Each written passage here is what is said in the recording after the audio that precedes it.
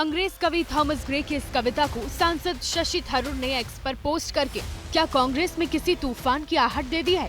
क्या शशि थरूर ने कांग्रेस में किसी खास व्यक्ति को अज्ञानी कहा है? क्या शशि थरूर ये भी कहना चाहते हैं कि ऐसे अज्ञानियों के बीच अपनी बुद्धि का प्रदर्शन करके वो अब तक मूर्खता कर रहे हैं? 22 फरवरी को थरूर ने इस कविता से जो सियासी संदेश दिया, 23 फरवरी को कैमरे पर इसके अर्थों को खारिज भी नहीं किया। ഞാൻ ഒരു കമന്റും തരുന്നില്ല. ഒന്ന് അകത്തുനിന്ന് കേറാൻ സമ്മതിക്കണം please. I have no comment to make at this time.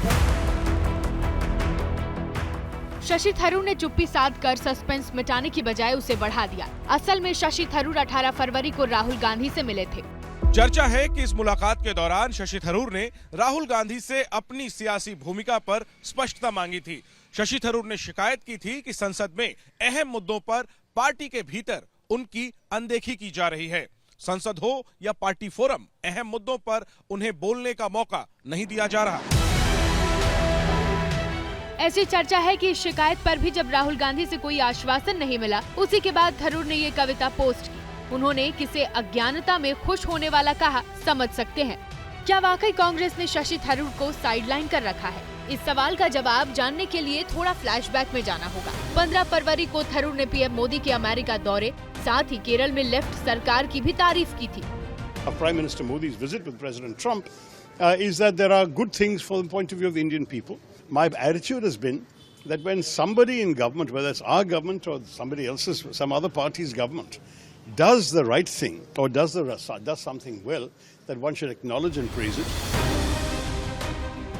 Tharoor ने पीएम मोदी की तारीफ 2019 में भी की थी। इस बार ये तारीफ कांग्रेस को खटक गई। केरल में लेफ्ट की तारीफ पर तो केरल कांग्रेस ने खुलकर जवाब दिया। पार्टी के मुखपत्र में लिखा, जब कांग्रेस विधानसभा के अंदर और बाहर एलडीएफ सरकार की कमियों का सक्रिय रूप से विरोध कर रही है, तो पार्टी को अंदर से कमजोर करना आत्मघाती होगा।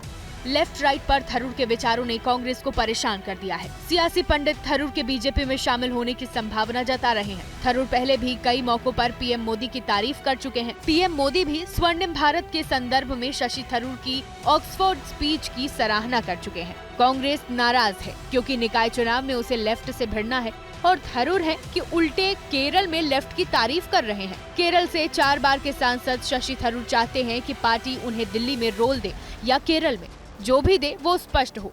केरल रहने की इच्छा वो एक पॉडकास्ट में दिखा चुके हैं। उन्होंने कहा था, केरल में नेतृत्व संभालने के लिए मैं दूसरों से कहीं ज्यादा आगे हूँ। केरल मेरा इस्तेमाल करना चाहे तो मैं पार्टी के लिए उपलब्ध हूँ। पार्टी को मेरी जरूरत नहीं तो मेरे पास करने को और भी काम है। मेरे पास किताबें, भाषण, दुनिया से निमंत्रण जैसे कई विकल्प हैं।